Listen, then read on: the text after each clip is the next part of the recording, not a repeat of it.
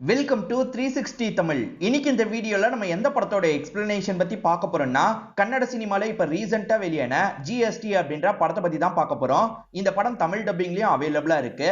இது ஒரு horror comedy படம்னு சொல்லலாம். முதல்ல இந்த படத்தோட பிளாட்டை பத்தி பார்ப்போம். நம்ம ஹீரோவோட பேரு லக்கி அப்படின்றது. பேர் தான் லக்கி, ஆனா லைஃப்ல எந்த ஒரு லக்குமே அவருக்கு நடக்க மாட்டேங்குது. எல்லாம் அபசகுணமா தான் நடக்குது. இதனால பேசாம செத்துடலாம் அப்படின்ற மாதிரி சாவர முடிவு எடுக்கிறாரு. அப்பன்னு பார்த்து சிலர் இவர்கிட்ட பேசுறாங்க. பேசுறவங்க மனுஷங்க கிடையாது, பேய்ங்க. பேய்ங்க இவரோட கண்ணுக்கு தெரிய ஆரம்பிக்குதுல.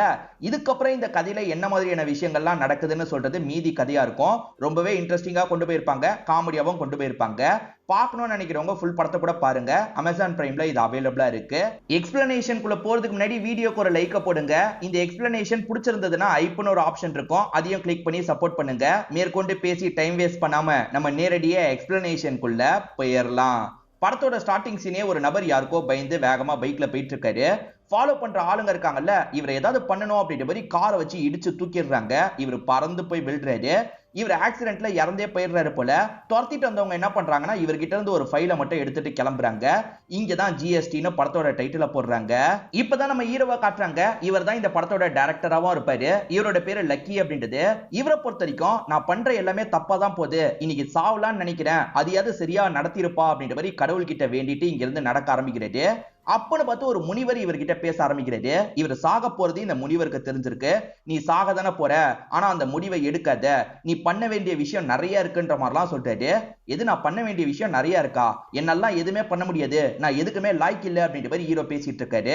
அதுக்கு இந்த பெரியவர் இருக்காருல்ல, நீ பண்ண வேண்டிய விஷயம் நிறைய இருக்கு, அதை பண்ணாம நீ சாக மாட்ட, நீ சாகணும்னு நினைச்சாலும் உன்னால சாக முடியாது அப்படின்ற மாதிரிலாம் இந்த பெரியவர் பேசிட்டு இருக்காரு.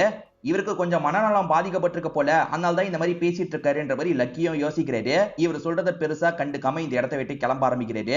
இப்ப நைட்டு நேரம் லக்கி இருக்காரு பாத்தீங்களா, சுடுகாட்டு கிட்ட தூக்கு போட்டுக்கலாம் அப்படின்ற மாதிரி கயர்லாம் கொண்டு வந்துட்டு இருக்காரு. இவன் யாரு, தூக்கு போட்டுக்க போறானா அப்படின்ற மாதிரி சவுண்ட் கேக்குது. யார் இந்த சவுண்ட் கொடுக்குறான்னு சுத்தி முத்தி தேடுறாரு. அங்க யாருமே இருக்கிற மாதிரியே தெரியல. நம்ம தான் கற்பனை பண்றோம் போல அப்படின்ற மாதிரி இவருமே தூக்கலாம் மாட்டிக்கிறாரு. அப்பயும் யாரோ பேசுற மாதிரி சவுண்ட் கேக்குது. திரும்பி பார்த்தா யாரையும் காணோம். இப்ப கயிறு கட்டாய் பொத்துனி கீழே விழுந்துடுறாரு. கீழே விழுந்ததுல இவர் மயக்கம் போட்டுறாரு. கொஞ்ச நேரத்துல கண் முழிச்சு பார்த்தா இவர் வீட்டுக்கு வந்திருக்காரு. நம்ம சுடுகாட்டுல தானே இருந்தோம், எப்படி வீட்டுக்கு வந்தோம் அப்படின்ற மாதிரி யோசிக்கிறாரு. வீட்டுல இவர் மருந்தெல்லாம் வாங்கி வச்சிருப்பாரு. அதாவது விஷ மாத்திரைன்னு சொல்லுவாங்கல்ல, அந்த மாத்திரையை போடலாம்னு நினைக்கிறாரு. அந்த மாத்திரை வரவே மாட்டேங்குது. இது என்னடா வரவே மாட்டேங்குதுன்னு யோசிக்கிறாரு. என்ன ஆனாலும் சரி, இன்னைக்கு செத்தே தீரணும் அப்படின்ற மாதிரி இவருமே கரண்ட் பாக்ஸ் கிட்ட வந்துடுறாரு. கரண்ட் ஷாக்க உடம்புல கொடுத்து சாவலாம் அப்படின்ற மாதிரிலாம் ட்ரை பண்ணிட்டாரு. ஆனா அப்பன்னு பார்த்து கரண்ட் கட் ஆயிருது போல, இவரால சாக முடியல. இப்ப திடீர்னு இந்த இடத்துல பேய் உருவத்தெல்லாம் பாக்குறாரு. பயத்துல இங்க இருந்து ஓட ஆரம்பிக்கிறாரு. ஒரு ஆட்டோல ஏறி இங்க இருந்து கிளம்பிட்டு இருக்காரு. அந்த ஆட்டோ டிரைவர் எங்க போனோம்னு கேக்குறாருல, இவர் பதிலே சொல்லாம இருக்காரு. ஒரு ஸ்டேஜ்ல அந்த ஆட்டோ டிரைவர் தலையை திருப்பி இவர்கிட்ட பேசுறாரு. அவருமே பேய் மாதிரி தெரியறாரு. இதனால பயந்த ஹீரோ இருக்காரு பாத்தீங்களா, இறங்கி வேகமா அங்க இருந்து ஓடுறாரு. இப்ப ஓடின ஹீரோ திரும்பி அதே சுடுகாட்டுக்கு தான் வந்திருக்காரு. என்ன அங்க சுத்தி இங்க சுத்தி சுடுகாட்டுக்கே வந்துட்டோம்னு யோசிச்சுட்டு இருக்காரு. அப்ப திடீர்னு அங்க பேய்லாம் இவரோட கண்ணுக்கு தெரிய ஆரம்பிக்குது. இதெல்லாம் பேயா அப்படின்ற மாதிரி இவர் ஆச்சரியமா பார்த்துட்டு இருக்காரு. ஆமா, நாங்கெல்லாம் பேய் தான் அப்படின்ற மாதிரி அவங்களுமே பேச ஆரம்பிக்கிறாங்க. மொத்தமா 5 பேர் இவரோட கண்ணுக்கு தெரியுறாங்க. நாங்க நினைச்சாதான் நாங்க பேசுறது நாங்க இருக்கிறது மத்தவங்களுக்கு தெரியும், ஆனா உனக்கு சாதாரணமாவே தெரியுது, நீ சாவலான்னு நினைச்சல, அதை தடுக்கிறதுக்காக நாங்க தான் இந்த விஷயத்தெல்லாம் பண்ணோன்ற மாதிரி சொல்லிட்டு இருக்காங்க. எதுக்காக இப்படி பண்ணீங்க, நான் சாவணும்ன்ற மாதிரி இவரும் சொல்லிட்டு இருக்காரு. அப்படி சாவுற அளவுக்கு உன் லைஃப்ல என்னதான் நடந்தது சொல்லு அப்படின்ற மாதிரி கேக்குறாங்க. என் லைஃப் முழுக்கவே பிரச்சனை தான் அப்படின்ற மாதிரி இவரை பத்தி சொல்ல ஆரம்பிக்கிறாரு. ஆக்சுவலா இவரோட அப்பாக்கும் அம்மாக்கும் ரொம்ப வருஷமா குழந்தை இல்லாம இருந்திருக்கும். இவர் லேட்டா தான் பிறந்திருப்பாரு. ரொம்ப வருஷம் கழிச்சு ஹீரோ பிறந்ததுனால அப்பா சந்தோஷப்படுறாரு. இவன் தான் என்னோட லைஃபோட லக்கு, இவனுக்கு லக்கின்னு பேர் வைக்க போறன்ற மாதிரி லக்கின்னு பேரெல்லாம் வச்சிடுறாரு. அப்பன்னு பார்த்து இவரோட கம்பெனி எரிஞ்சிருச்சு அப்படின்ற மாதிரி அசிஸ்டன்ட் சொல்லிட்டாரு. ஒன்னும் பிரச்சனை இல்ல, இன்சூரன்ஸை கிளைம் பண்ணி பண்ற மாதிரி அப்பா சொல்லிட்டாரு. இல்ல சார், இன்சூரன்ஸ் கொஞ்ச நாளைக்கு முன்னாடி தான் முடிஞ்சு போச்சுன்னு அசிஸ்டன்ட் சொல்றாரு. என்ன இவன் பிறந்த நேரம் அந்த இடமே எரிஞ்சு போயிருச்சு அப்படின்ற மாதிரி அப்பவும் ஃபீல் பண்றாரு. எங்க அதுக்கும் நம்ம பையன் பிறந்ததுக்கும் சம்பந்தம் இல்ல, நீங்க தேவையில்லாம கவலைப்படாதீங்கன்ற மாதிரி ஒய்ஃப் சொல்றாங்க. ஆனா அப்பாவோட மைண்டுக்குள்ள இவன் அபசகுணம் அப்படின்றது ஸ்ட்ராங்கா ரெஜிஸ்டர் ஆயிருது. இப்ப சோகமா இவங்களுமே வீடு சேர்றாங்க. அடுத்தடுத்து அப்பாவோட லைஃப்ல நிறைய கஷ்டம்லாம் ஏற்படுது. அதுக்கு காரணம் பையன் தான்ற மாதிரி யோசிக்கிறாரு. இப்ப பையன் ஸ்கூலுக்கு போற வயசுக்கு வந்துடுறான். ஸ்கூல்ல விடுறதுக்காக அப்பா வந்திருக்காரு. அப்பன்னு பார்த்தா அந்த பில்டிங் இருக்கு பாத்தீங்களா, இடிஞ்சு விழுது. இத பத்திலாம் ஒய்ஃப் கிட்ட சொல்லிட்டாரு. எங்க அது பழைய பில்டிங், அதனால இடிஞ்சிருக்கும், அதுக்கும் என்னோட பையனுக்கும் சம்பந்தம் இல்லைன்னு சொல்லிட்டாங்க. தம்பி நீ டிவி போடுப்பான்ற மாதிரி பையன் கிட்ட சொல்றாங்க. பையன் டிவி போடுறதுக்காக போறான். பார்த்தா டிவி இந்த இடத்துல வெடிஞ்சிருது. இத பாக்குற ஹஸ்பண்ட் இருக்காருல, கண்டிப்பா இவன் அபசகுணம் தான் அப்படின்ற மாதிரி பையனை திட்டிட்டு இருக்காரு. பையனை அப்படிலாம் சொல்லாதீங்க, பையனால இது நடக்கல, நீங்க தான் தேவையில்லாம தப்பா புரிஞ்சிட்டு இருக்கீங்க அப்படின்ற மாதிரி பையனுக்கு சப்போர்ட் பண்றாங்க. அம்மா தான் சப்போர்ட் பண்றாங்க. அப்பா எப்ப பாரு திட்டிக்கிட்டே இருக்காரு. பையனுக்கு ஒரு கடை வச்சு தரலான்னு அப்பா முடிவு பண்ணிருப்பாரு. அந்த கடைக்கான எல்லா ஏற்பாடையும் அப்பா பண்ணிடுறாரு. இப்ப ஹீரோ மட்டும் கடைக்குள்ள போறதுக்கு தயங்கிக்கிட்டே இருக்காரு. இவர் வந்தா ஏதாவது ஆயிடும்ன்ற மாதிரி யோசிச்சுட்டு இருக்காரு. தம்பி என்ன வாசலே நிக்கிறீங்க, வாங்கன்ற மாதிரி எல்லாருமே கூப்பிடுறாங்க. இவரும் உள்ள வராரு. அப்பதான் கொரோனா வைரஸ் வந்திருக்குன்ற மாதிரி நியூஸ்ல சொல்லிட்டு இருக்காங்க. சோ லாக்டவுன் போட போறதுனால கடைலாம் நடக்க முடியாது. இப்ப அப்பா இருக்கார்ல, இவனால தான் என்னோட லைஃப் இப்படி மாறிடுச்சு, இதுக்கப்புறம் இவன் வீட்டுல இருக்க கூடாதுன்ற மாதிரி சொல்லிட்டாரு. அதுக்கு அம்மா இருக்காங்கல்ல, அப்ப நானுமே பையன் கூட போறேன்ற மாதிரி சொல்லிட்டாங்க. நம்ம பையனாலே அபசகுணம் நீங்க நினைக்கிறீங்க, அப்படிலாம் எதுவுமே கிடையாது அப்படின்ற மாதிரி ஹஸ்பண்ட பார்த்து பேசிட்டு இருக்காங்க. அப்பன்னு பார்த்து ஒரு லாரி இருக்குல்ல, கண்ட்ரோல் இல்லாம இடிக்கிற மாதிரி வருது. பையனை காப்பாத்துறதுக்காக அம்மா குறுக்க வந்துடுறாங்க. அதனால அம்மா ஆக்சிடென்ட்ல இறந்து போயிடுறாங்க. இத பாக்குற அப்பா பையன் பயங்கரமா ஃபீல் பண்றாங்க. இப்பயுமே அப்பா இருக்காரு பாத்தீங்களா, இதுக்கெல்லாம் காரணம் பையன் தான். பையனால் தான் ஒய்ஃப் இறந்து போயிட்டதா அப்பா நினைக்கிறாரு. இதுக்கப்புறம் இந்த வீட்டுல நீ இருக்க கூடாது, எங்கேயாவது போய் செத்து தொலைடா, அப்பதான் நானாவது நிம்மதியா இருப்பேன்ற மாதிரிலாம் சொல்லிட்டாரு. இவரால தாங்கிக்க முடியாம ஃப்ரெண்டோட வீட்டுக்கு போயிருப்பாரு. கொஞ்ச நாள் யோசிச்சுக்கிட்டே இருந்தவரு நம்ம செத்துடலான்ற மாதிரி முடிவெடுத்து தான் இந்த விஷயத்தெல்லாம் பண்ணிருப்பாரு. இது எல்லாத்தையும் இந்த பேய்ங்க கிட்ட சொல்லி முடிச்சிடுறாரு. சரி நீங்களாம் எப்படி பேயா மாறினீங்க, எதனால மத்த பேய்லாம் என்னோட கண்ணுக்கு தெரியலன்ற மாதிரி இவர் கேட்கிறாரு. அதுக்கு இவங்க இருக்காங்கல்ல, நாங்க நினைச்ச சில விஷயங்கள் நடக்காம இருக்கு, அதாவது எங்களோட ஆன்மா சாந்தி அடையாம இருக்கு, அதனால தான் நாங்க பேயா சுத்திட்டு இருக்கோம், மத்தவங்களுக்கு சாந்தி அடைஞ்சிருக்கு போல அப்படின்ற மாதிரி சொல்லிட்டாங்க. சாந்தி அடையாத அளவுக்கு உங்களுக்கு என்ன பிரச்சனை சொல்லுங்கன்ற மாதிரி இவர் கேட்கிறாரு. இப்ப ஒவ்வொருத்தரும் இவங்களோட பிரச்சனையை சொல்ல ஆரம்பிக்கிறாங்க. இந்த இடத்துல ஒரு அப்பா பையன், அதே மாதிரி ஒரு யங்ஸ்டர், இதை தாண்டி ஒரு பாட்டி, ஒரு பொண்ணு, இவங்க 5 பேர் தான் இருக்காங்க. இப்ப அப்பா பையன் முதல்ல இவங்களோட பிரச்சனையை சொல்ல ஆரம்பிக்கிறாங்க. இந்த அப்பாவோட குடும்பத்தை பொறுத்த வரைக்கும் மொத்தம் 4 பேர் இருந்திருப்பாங்க. ஒரு பொண்ணு இருந்திருப்பாங்க. அவங்க எப்படியாவது டாக்டர் ஆகணும்னு ஆசைப்பட்டிருப்பாங்க. இவருமே பொண்ணை டாக்டர் ஆக்கிடணும் அப்படின்ற மாதிரி கஷ்டப்பட்டு உழைக்கலாம் செஞ்சிருப்பாரு. ஒரு நாள் நைட்டு பையனும் இவரும் சேர்ந்த மாதிரி பைக்ல வந்துட்டு இருந்திருப்பாங்க. இப்ப விஷுவலா நமக்கு காட்டுறாங்க. பையனும் அப்பாவும் பேசிக்கிட்டே பைக்ல வந்துட்டு இருக்காங்க. அப்ப குடி போதையில சில பசங்க இருக்காங்கல்ல, ஜீப்பை வச்சு இவரை இடிச்சு தூக்கி இருப்பாங்க. இருந்தா பிரச்சனைன்ற மாதிரி அவனுங்க கிளம்பி போயிடுறாங்க. இந்த அப்பாவும் எதுக்காகடா இப்படி வண்டியை ஓட்டுறீங்கன்ற மாதிரி திட்டிட்டு இருக்காரு. நம்ம இன்னும் உயிரோட இருக்கோம்னு நினைக்கிறாரு. பார்த்தா அந்த இடத்துல இவர் இறந்து போயிருக்காருன்றது தெரியுது. இவர் ஆன்மா தான் இந்த இடத்துல இருக்குன்றதை இவர் புரிஞ்சுக்க ஆரம்பிச்சிருப்பாரு. பொண்ணை எப்படியாவது டாக்டர் ஆக்கி பார்க்கணும்னு ஆசைப்பட்டாரு பாத்தீங்களா. ஆனா பொண்ணு இப்ப குடும்ப சூழ்நிலையால பெட்ரோல் பங்க்ல வேலை பார்த்துட்டு இருக்காங்க. இதை நினைச்சு இவர் தினமும் இந்த இடத்துல ஃபீல் எல்லாம் பண்ணிட்டு இருக்காரு. இப்ப ரெண்டாவது கேரக்டரை காட்டுறாங்க. இவர் பேரு ரமேஷ் அப்படின்றது. ரமேஷை பொறுத்த வரைக்கும் கொரோனா டைம்ல கொரோனாவால பாதிக்கப்பட்டிருப்பாரு. இவருக்கான ட்ரீட்மெண்ட்லாம் நடந்துட்டு இருக்கு. ட்ரீட்மெண்ட்டுக்கு ரொம்ப காசு செலவாயிருக்கும். பேரண்ட்ஸ் எப்படியாவது பையனை காப்பாற்றணுன்றதுக்காக ஊர்ல இருக்க இடத்தெல்லாம் வித்திருப்பாங்க. ஹாஸ்பிட்டலுக்கு பில் எல்லாம் கட்டியிருப்பாங்க. ட்ரீட்மெண்ட் நடந்துட்டு இருக்கும் போது ஒரு பெரிய பொலிட்டீஷியன் அந்த இடத்துல அட்மிட் ஆகுறாரு. ஒரே ஒரு ஆக்சிஜன் சிலிண்டர் தான் இருக்கு, யாருக்கு தரதுன்ற மாதிரி குழப்பம் வருது இல்ல. அந்த பொலிட்டீஷியன் தான் முக்கியன்ற மாதிரி இவர்கிட்ட இருந்து கலட்டி அந்த பொலிட்டீஷியனுக்கு வச்சிருந்தாங்க. அதனால இவருமே இந்த இடத்துல துடிச்சு இறந்து போறாரு. இவரை காப்பாத்தணும்னு பேரண்ட்ஸ் இருக்காங்கல்ல, எல்லா சொத்தையும் வித்துருவாங்க. இப்ப சாப்பாடுக்கு கூட கஷ்டப்பட்டு இருக்காங்க. கூலி வேலை எல்லாம் பாக்குறத பார்த்து இவருமே இந்த இடத்துல ரொம்ப ஃபீல் பண்ணிட்டாரு. ஷில்பான்ற ஒரு பேய் இருக்கு. இதை பொறுத்த வரைக்கும் மாடலா இருந்திருக்கும். இப்ப ஷில்பா சொல்றதை நமக்கு விஷுவலா காட்டுறாங்க.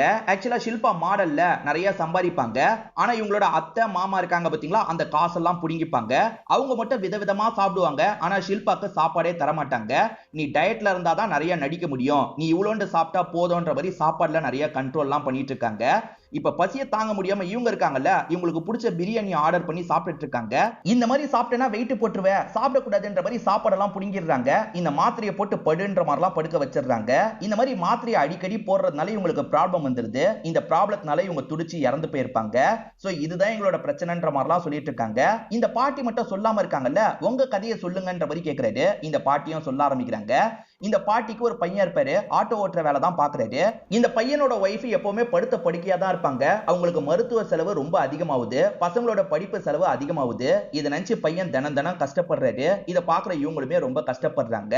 இந்த டைம்ல தான் கொரோனா வந்திருக்கும். இன்னமும் பையனுக்கு கஷ்டம் அதிகமாயிருது. இப்ப இந்த பாட்டி நான் இப்படிதான் இறந்து போயிட்டேன்னு சொல்லிட்டாங்க. என்ன பாட்டி இறந்து போனதை சொல்ல மாட்டீங்க, டீட்டெயிலா சொல்லுங்கன்ற பத்தி இவர் கேட்கிறாரு. இப்பதான் பாட்டியும் தயங்கிக்கிட்டே நடந்த விஷயத்த சொல்ல ஆரம்பிக்கிறாங்க. கொரோனா டைம் சானிடைசர் யூஸ் பண்ணா கொரோனா வராதுன்ற மாதிரி சொன்னாங்கல்ல, இவங்களுக்கு தொண்டை கரகரன்னு இருந்திருக்கும். தொண்டையில கொரோனா இருக்கு போல, அதை போக வைக்கிறதுக்கு சானிடைசரை குடிக்கலான்ற மாதிரி குடிச்சிருப்பாங்க. அப்படி குடிச்சுதான் இறந்து போனேன் அப்படின்ற மாதிரிலாம் சொல்லிட்டாங்க. இதை கேட்கிற மத்த பேய்ங்க சிரிச்சு கிண்டல்லாம் பண்ணிட்டு இருக்கு. இப்ப ஹீரோ சாவணும்ன்ற எண்ணத்துல இருக்காருல, நீ இந்த வாழ்க்கையை வாழ்றதுக்கு ஒரு காரணம் கூட இல்லையான்ற மாதிரி பேய்ங்க கேக்குறாங்க. ஒரே ஒரு காரணம் இருக்குன்ற மாதிரி இவரும் ஒரு பொண்ணை பத்தி சொல்லிட்டாரு. இவர் அடிக்கடி அந்த பொண்ணை பாப்பாரு. அவங்க பேரு நிதி அப்படின்றது. அவங்கள ரொம்ப பிடிக்கும். ஆனா ப்ரொபோஸ் பண்றதுக்கு தயங்கி இருப்பாரு. காரணம் இவருக்கு நிறைய பேட் லக் இருக்குல்ல, அதனால சொல்லவே வேணான்ற மாதிரி இவருக்குள்ளேயே அந்த லவ் வச்சிருப்பாரு. அதை பத்தி எல்லாம் பேய்ங்க கிட்ட சொல்லிட்டாரு. சொல்லிட்டல, எப்படியாவது நிதியும் ஒன்னையும் நாங்க சேர வைக்கிறோம் அப்படின்ற மாதிரிலாம் இவங்க சொல்லிட்டு இருக்காங்க. ஆக்சுவலா ஹீரோவை பொறுத்த வரைக்கும் இப்போதைக்கு ஃப்ரெண்டு வீட்டுல தான் தங்கிட்டு இருக்காரு. அந்த ஃப்ரெண்டு காலையில அலாரம் வச்சு எந்திரிக்கிறாரு. வேலைக்கு கிளம்புற மாதிரி குளிச்சு ரெடி ஆயிட்டு இருக்காரு. வேலைக்கு தான் போக போறாருன்னு பார்த்தா அதுதான் கிடையாது. இவர் சரக்கு அடிக்கிறதுக்காக தான் சீக்கிரமா எந்திரிச்சிருப்பாரு.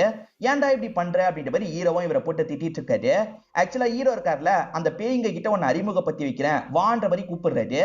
இது பேய் கிட்ட அறிமுகப்படுத்தி வைக்கிறியான்ற மாதிரி அந்த ஃப்ரெண்ட் ஆச்சரியப்படுறாரு. இந்த 5 பேய்ங்க சேர்ந்த மாதிரி நிதியோட வீட்டை பாக்குறதுக்காக தான் வந்திருக்குங்க. நிதியோட வீட்டுக்கு வரும்போது தான் நிதிய பொண்ணு பாக்குறதுக்காக மாப்பிள்ளை வீட்டை சேர்ந்தவங்க எல்லாம் வந்திருக்கிறது தெரிய வருது. இந்த சம்பந்தத்தை எப்படியாவது நம்ம கெடுக்கணும், அப்பதான் அவங்க 2 பேரை சேர வைக்க முடியும்ன்ற மாதிரி அந்த பேய்ங்க எல்லாம் யோசிக்குது. பேய்ங்க இருக்குல்ல, இந்த மாப்பிள்ளையோட அப்பாவை யூஸ் பண்ணி தான் இந்த கல்யாணத்தை நிறுத்தணும்ன்ற மாதிரி முடிவு பண்ணிடுறாங்க.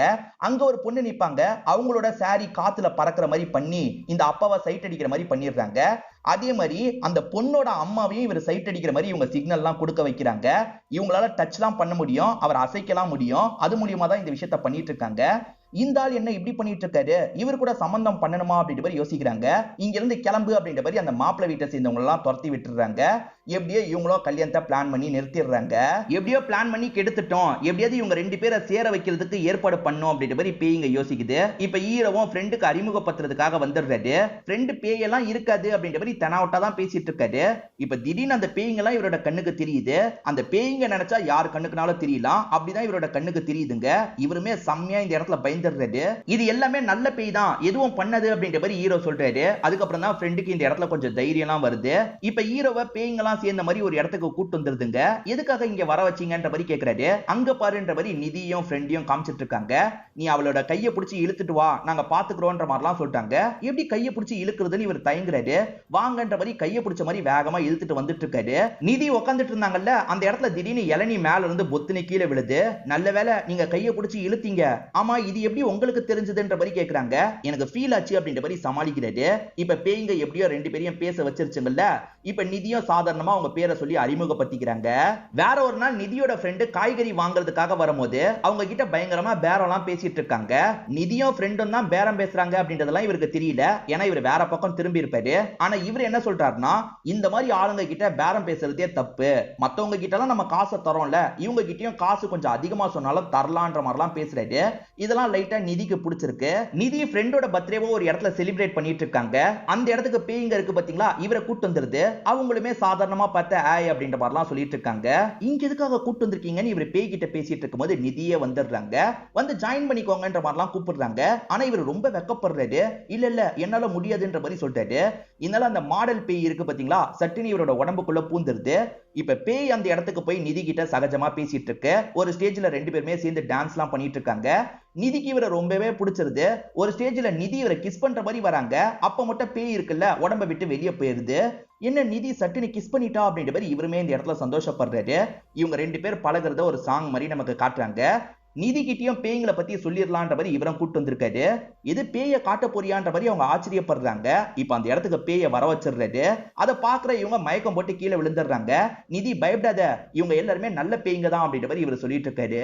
என் லைஃப் இன்னைக்கு சந்தோஷமா இருக்கிறதுக்கு நீங்க மட்டும் தான் காரணம். நான் உங்களுக்கு ஏதாவது பண்ணணும்னு நினைக்கிறேன். உங்களுக்கு முக்தி கிடைச்சாதானே நீங்க மேல போக முடியும். அதுக்கான ஏற்பாடை நான் பண்றேன். உங்களுக்கு எல்லாம் என்ன வேணும்னு என்கிட்ட கேளுங்கன்ற மாதிரி சொல்லிட்டாரு. எல்லாருமே ஏறக்குறைய பணம் வேணும்னு சொல்றாங்க. எங்க குடும்பத்துக்கு அந்த பணம் போனோம், அவங்க சந்தோஷமா இருக்கணும்ன்ற மாதிரிலாம் சொல்லிட்டு இருக்காங்க. நான் எப்படியாவது ஏற்பாடு பண்றேன்னு சொல்லிட்டாரு. அவ்வளவு காசு நீ எப்படி ஏற்பாடு பண்ணுவன்ற மாதிரி கேக்குறாங்க. கொள்ளை அடிச்சாது உங்களுக்கு நான் ஹெல்ப் பண்றேன் அப்படின்ற மாதிரி இவருமே இந்த இடத்துல சொல்லிட்டாரு.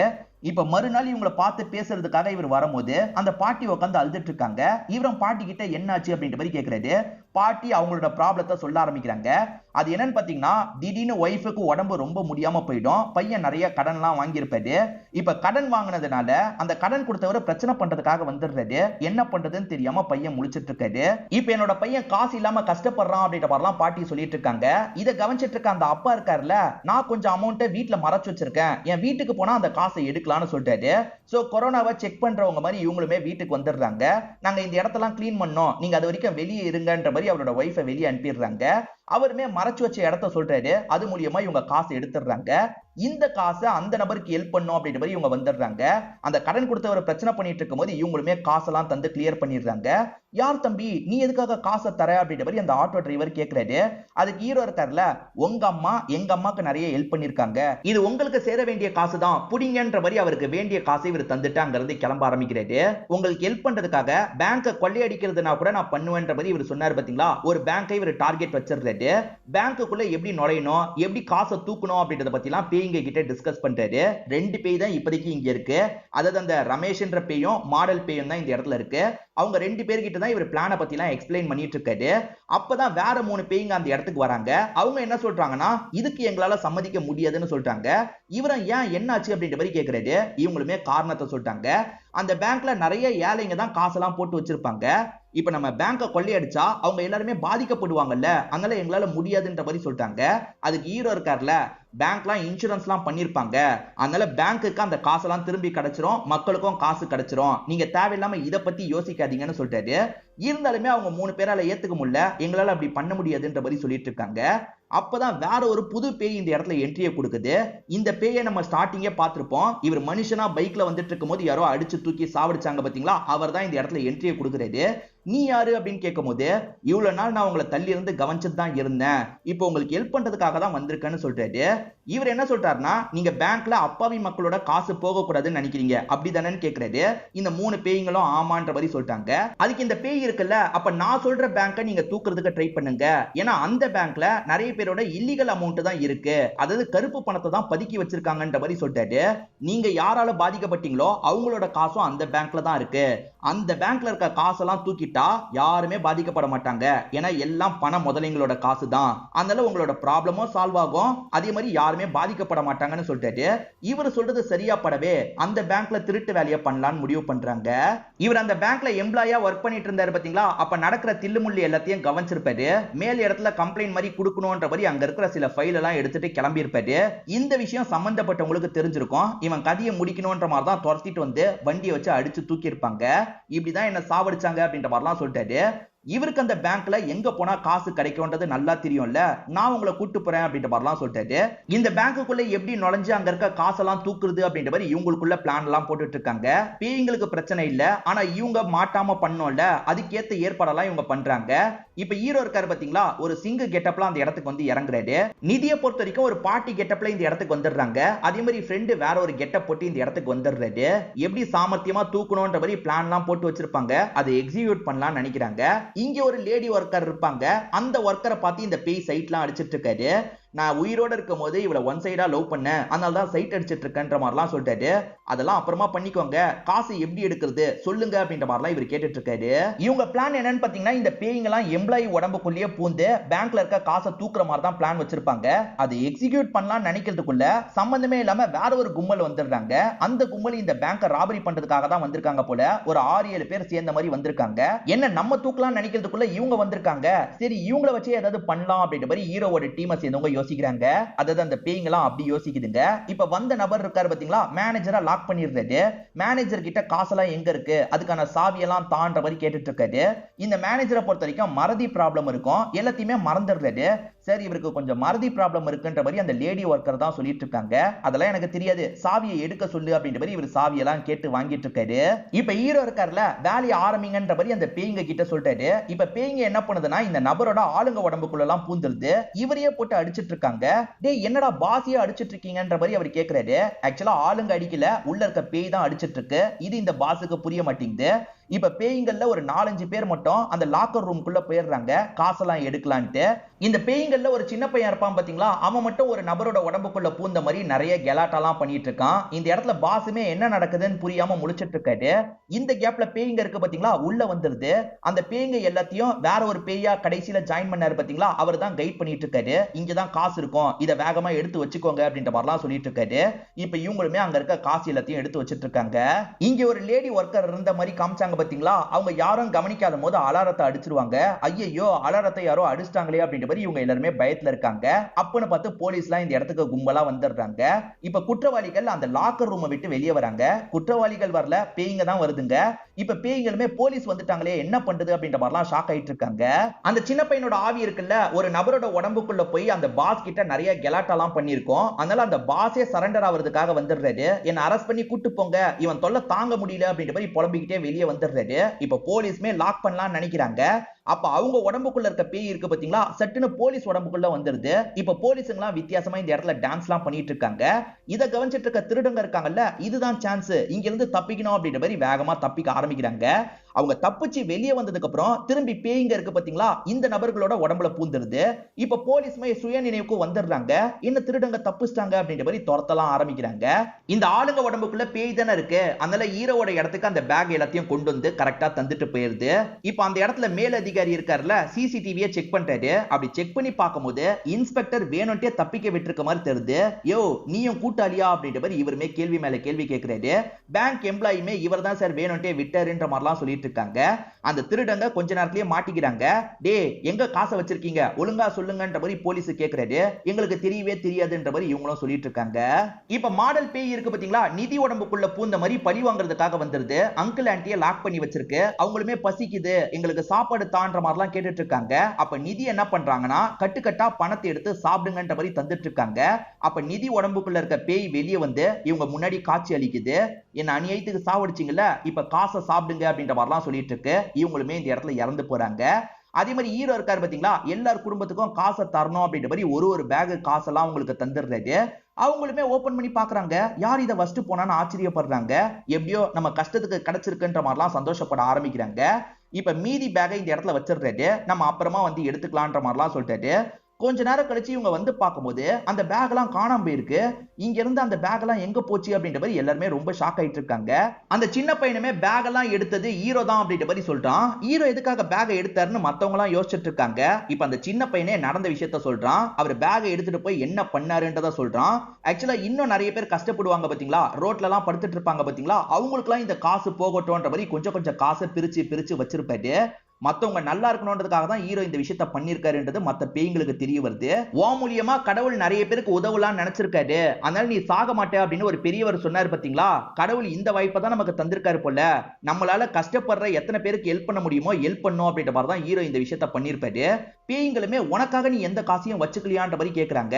அதுக்கு இவர் இருக்காருல, நான் முன்னாடி லைஃப் நினைச்சு ரொம்ப கவலைப்பட்டேன், இப்ப லைஃப்ல எனக்கு காதலியா ஒருத்தி கிடைச்சிருக்கா, இதுக்கப்புறம் என் சைட்ல எவ்வளவு உழைப்ப போட முடியுமோ உழைப்ப போடுவேன், அது மூலியமா வர காசு எனக்கு போதும்ன்ற மாதிரிலாம் சொல்லிட்டு இருக்காரு. இப்ப பேய்களும் பக்கத்துல வந்து கட்டி பிடிச்சிட்டு இருக்குங்க. இப்ப பேய்ங்க கொஞ்சம் கொஞ்சமா மறைய ஆரம்பிக்குது. என்னாச்சு ஏதாச்சுன்ற மாதிரி இவர் பார்த்துட்டு இருக்காரு. ஒன்னும் பயப்படுறதுக்கு இல்ல, எங்களுக்கு முக்தி கிடைச்சிருச்சு, நாங்க மேலதான் போக போறோம், நீ ரொம்ப நல்லவன் லக்கி, நீ நல்லா தான் இருப்பன்ற மாதிரி பேய்ங்கெல்லாம் இவரை வாழ்த்திட்டு இங்க இருந்து மறைஞ்சு போக ஆரம்பிக்குது. இதோடயே இந்த படத்தோட கதையை முடிச்சிடுறாங்க. கண்டிப்பா இந்த படத்தோட கதை உங்க எல்லாருக்குமே பிடிச்சிருக்கும் நம்புறேன். இந்த வீடியோ உங்களுக்கு பிடிச்சிருந்ததுன்னா லைக் பண்ணுங்க, கமெண்ட் பண்ணுங்க, மறக்காம 360 தமிழ் சேனலை சப்ஸ்கிரைப் பண்ணுங்க.